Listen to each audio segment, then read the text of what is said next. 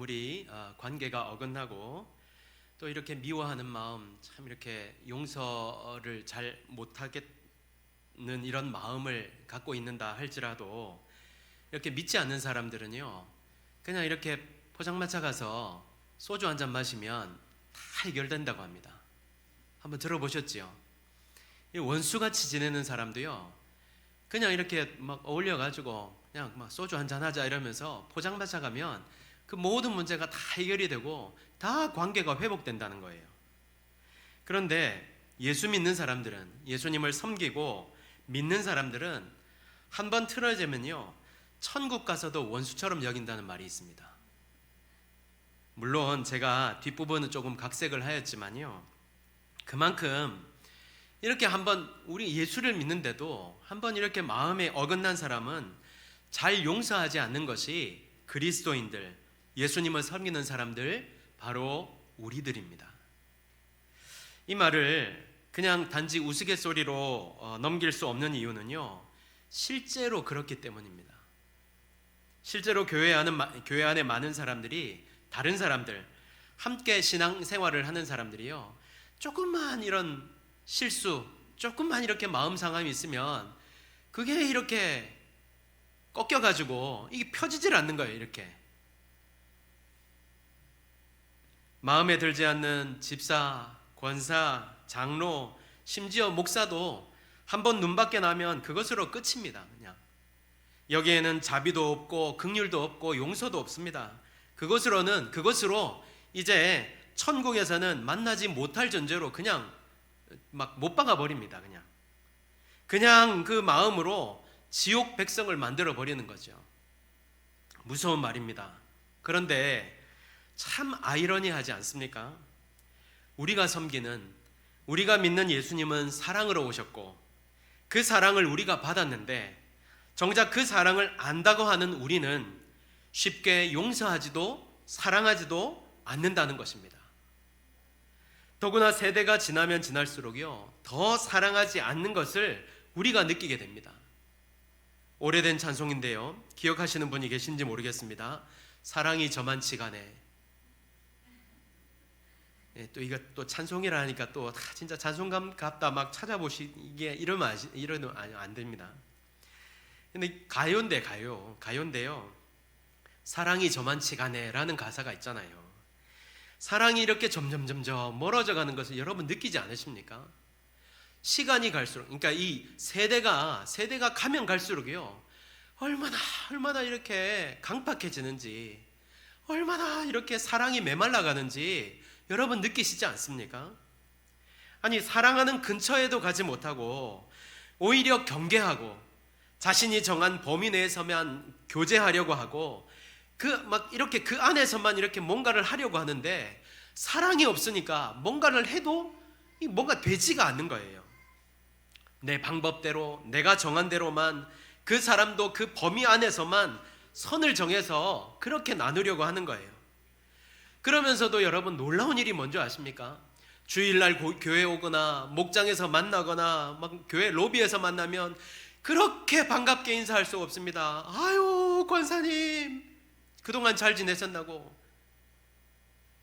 우리 교회가 그렇다는 게 아니라 이렇게 너무 이렇게 경직돼서 듣지 마십시오. 우리 교회가 그렇다는 게 아니라 많은 교회에서 여러분 경험해 보셨잖아요.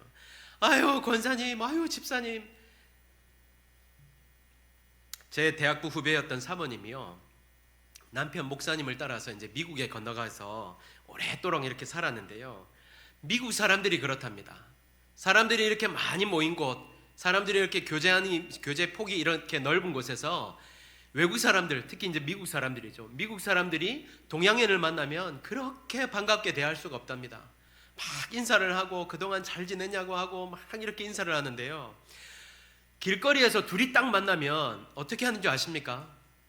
모른 척 한답니다. 동양인이 인사를 하면요, 이 전문 용어를 오랜만에 쓰겠습니다. 쌩 까고 그냥 휙 하고 지나간답니다. 우리가 잘 아는 말씀 중에도 이런 비슷한 경우가 있지 않습니까? 예수님 당시에도 이런 사람들이 있었잖아요.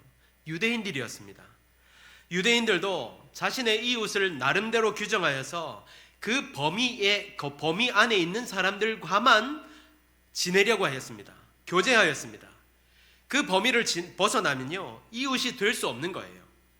그런 사람들에게, 그런 관계 속에서 무슨 사랑이 있고 은혜가 있고 긍휼이 있겠습니까? 그래서 예수님도 누가복음 6장 32절에서 너희가 만일 너희를 사랑하는 자만을 사랑하면 칭찬받을 것이 무엇이냐? 죄인들도 사랑하는 자는 사랑하느니라. 이렇게 말씀하고 있는 거예요. 그런데 지금 현대사회 그리고 앞으로의 세대에서 이런 일들이 일어나고 있고 또 앞으로 일어날 것이라는 말입니다.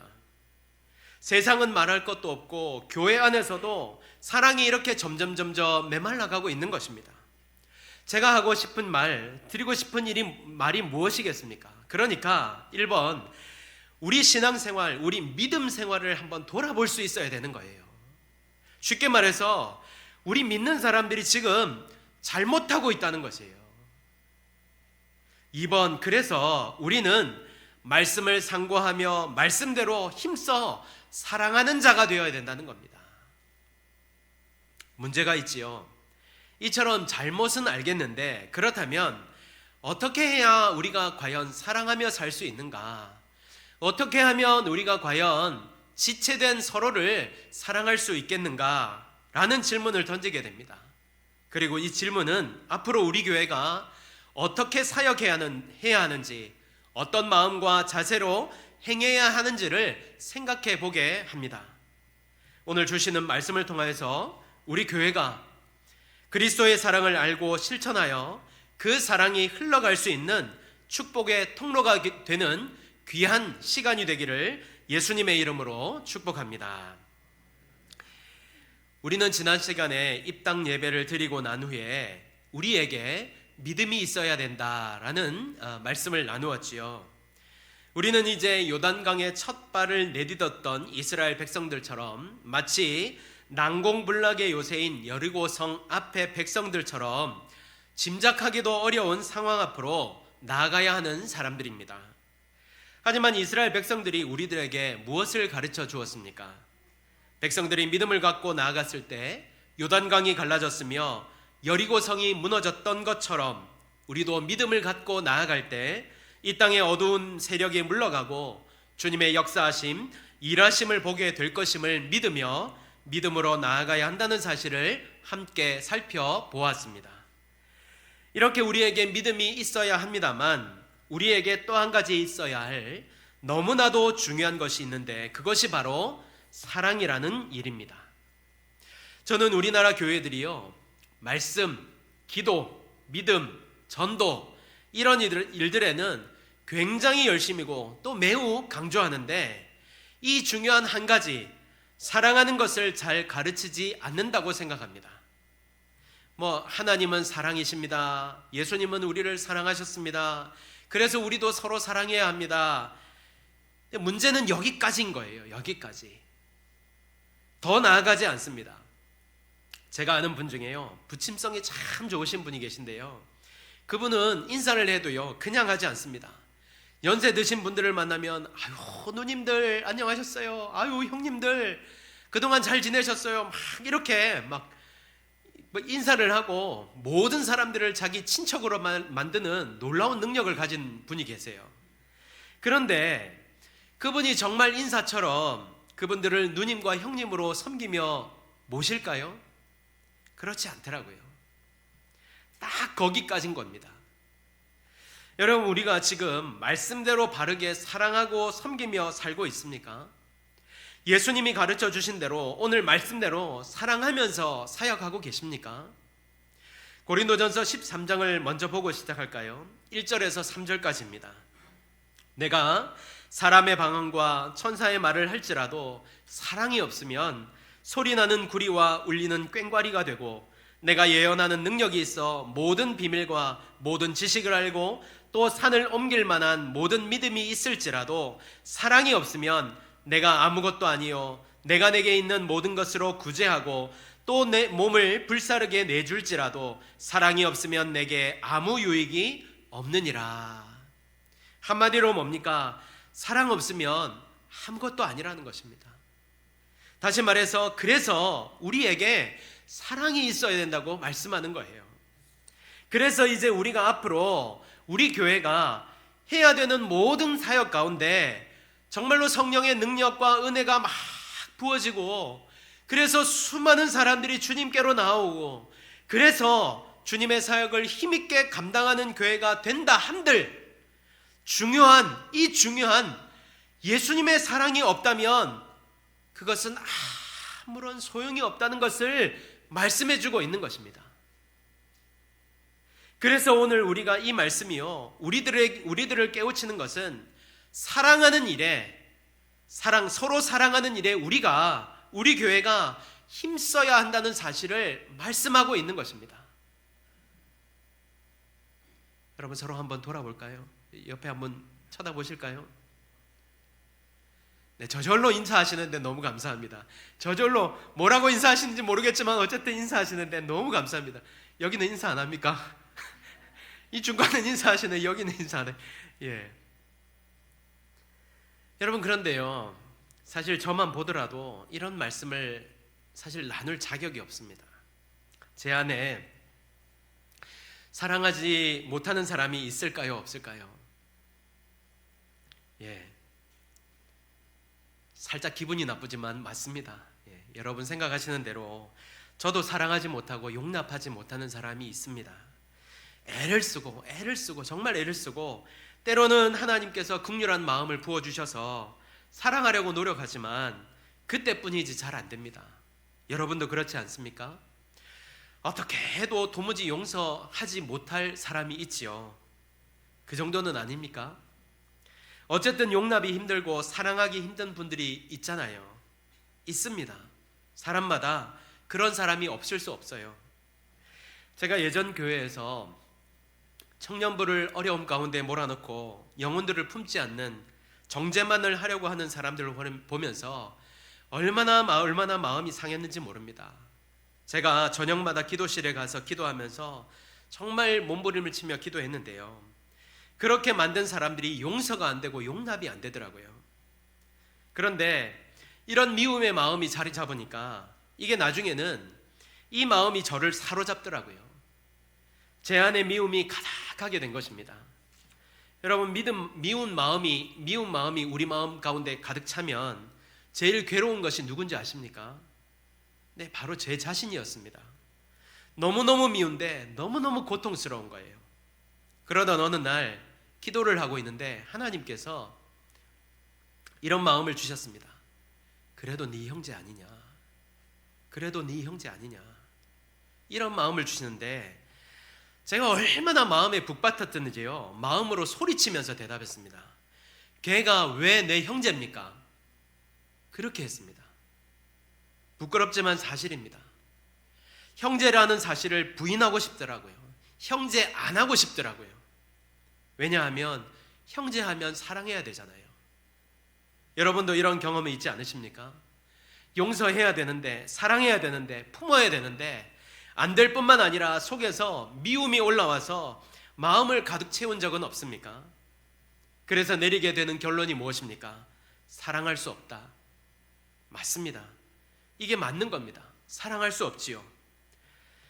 그런데 사랑할 수 없다, 불가능하다, 앞에 우리가 이렇게 붙이는 단서가 있습니다. 그럼에도 사랑할 수 없지만, 내 힘으로는 사랑할 수 없지만 이라는 것입니다. 그렇다면 내 힘이 아니라면 사랑할 수 있다는 말 아니겠습니까? 자, 앞서 말씀드린 대로 인간은 다른 사람을 사랑할 수 있을 만한 존재가 못 됩니다. 이렇게 죄성이 가득한 인간이, 이렇게 이기적인 인간이 어떻게 다른 사람을 사랑할 수 있다는 말입니까? 그러나 우리가 이것을 알 때 사랑할 수 있습니다. 이것이 무엇일까요? 첫 번째, 은혜를 알 때 사랑할 수 있습니다. 은혜를 알 때 사랑할 수 있습니다. 여러분, 우리가 뭔데요?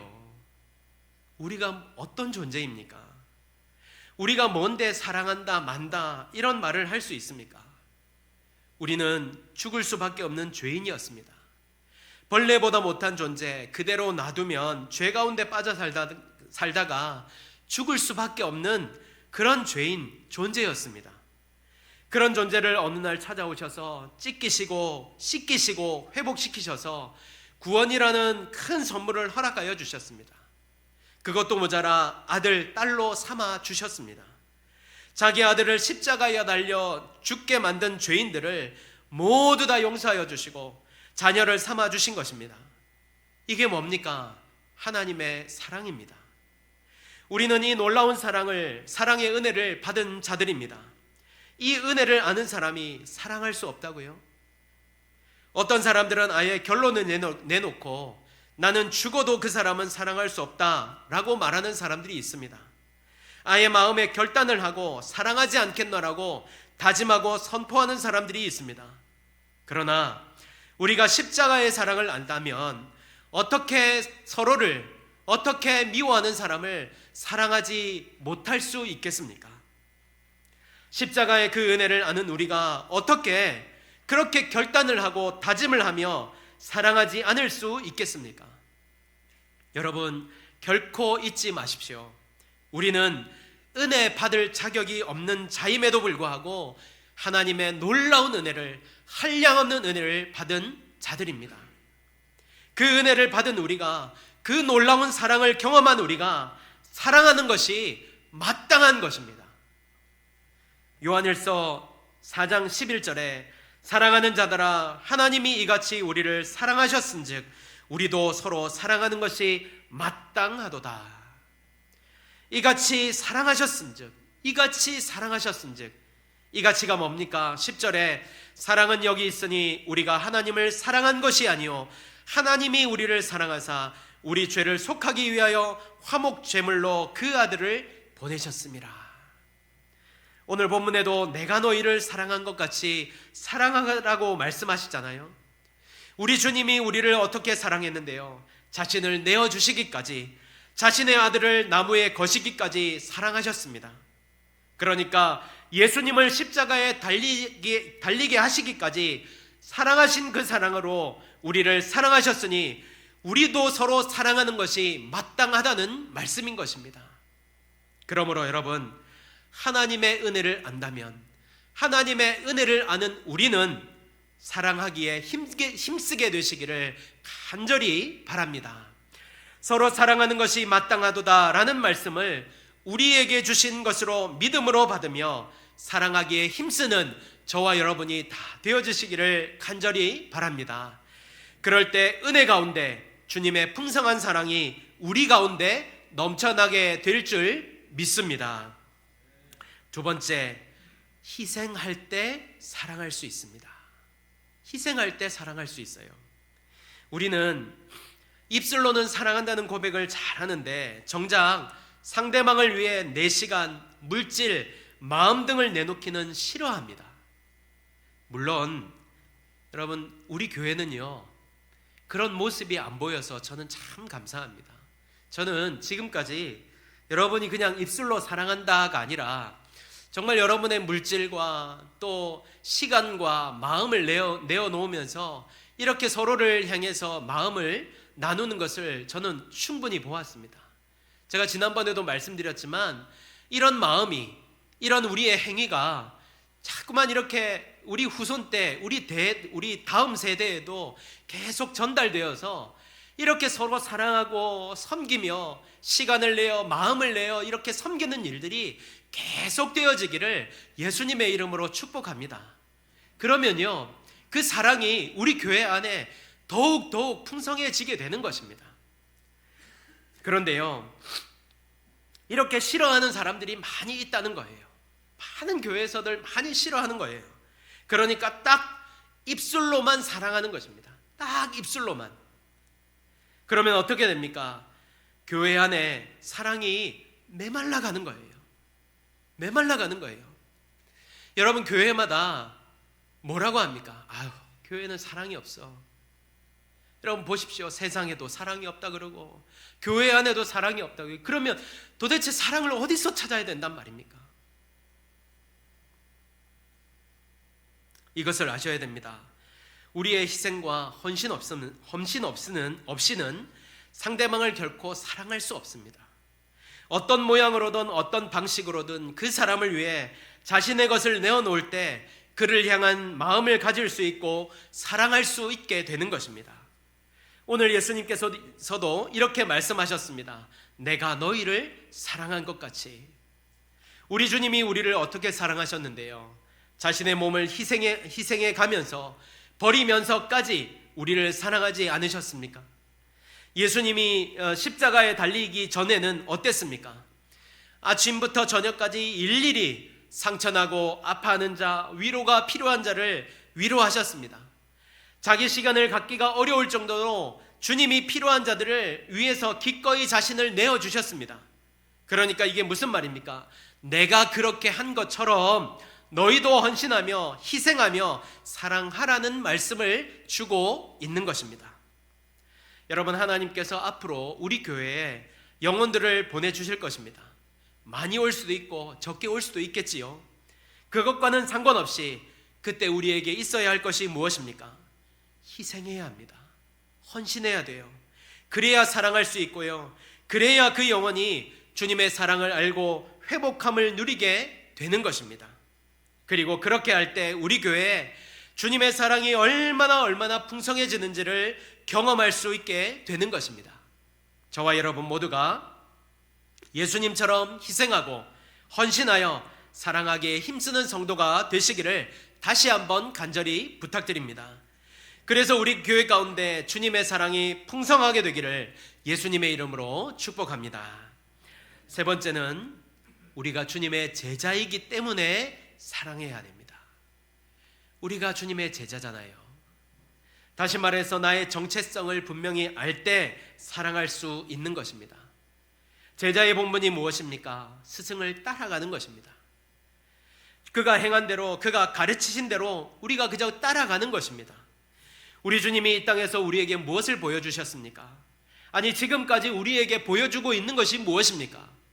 열심히 기도해야 돼. 열심히 말씀 봐야 돼. 열심히 전도해야 돼. 물론 그것도 가르치셨지요. 그러나 우리 주님이 몸소 친히 행하시면서 우리에게 무엇을 보여주셨습니까? 사랑하는 모습, 사랑하는 방법입니다. 우리는 신앙생활을 하면서 수없이 그 현장을 보아왔습니다. 지금까지 여러 번 보지 않으셨습니까? 그런데도 우리는 애써 그 모습을 외면하면서 그 부분만큼은 주님을 따르려고 하지 않습니다. 왜요? 왜 그렇습니까? 힘들거든요. 어렵거든요. 그렇게 헌신하고 그렇게 희생하는 게 어렵지 않습니까? 그러니까 따르려고 하지 않는 것입니다. 그러나 이제는 따라야 합니다. 따라가야 합니다. 왜냐하면 이 길이 정말 중요한 본질, 제자의 길이기 때문입니다. 제자된 성도 여러분, 그러므로 사랑하게 되시기를, 사랑하기에 힘쓰시기를 간절히 바랍니다. 주님이 하신 것처럼 그대로 사랑할 수 있게 되기를 바랍니다. 그럴 때 어떻게 된다고 말씀하십니까?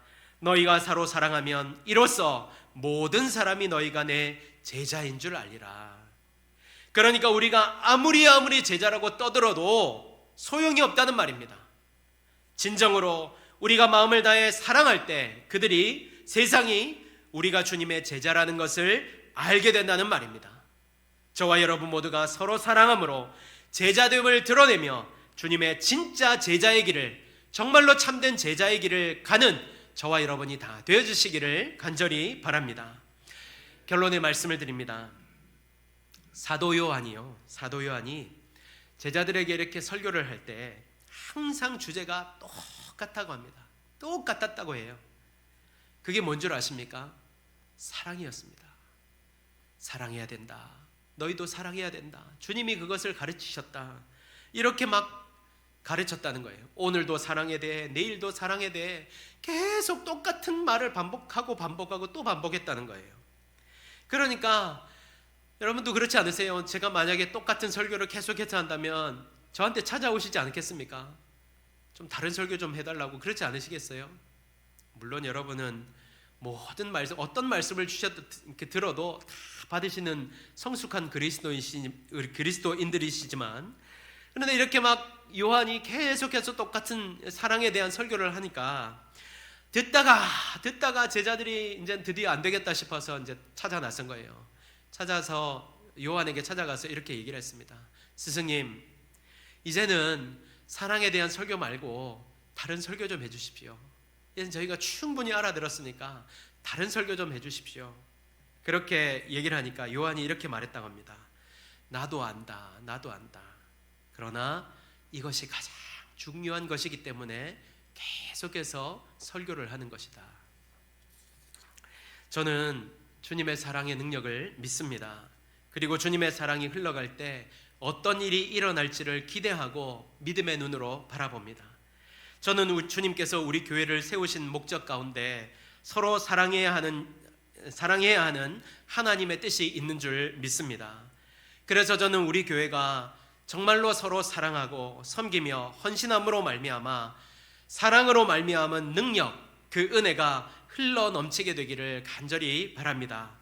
우리가 그렇게 사랑할 때 우리는 하나님으로부터 칭찬받는 교회가 될 뿐만 아니라 믿지 않는 사람들로부터도 제자된 교회로 인정받게 될 줄 믿습니다. 요한일서 3장 18절, 자녀들아 우리가 말과 혀로만 사랑하지 말고 행함과 진실함으로 하자. 저와 여러분 모두가 입술로만이 아니라 행함과 진실함으로 서로 사랑하여 주님의 기쁨이 되는 교회가 되기를 예수님의 이름으로 축복합니다. 아멘. 기도하겠습니다. 여러분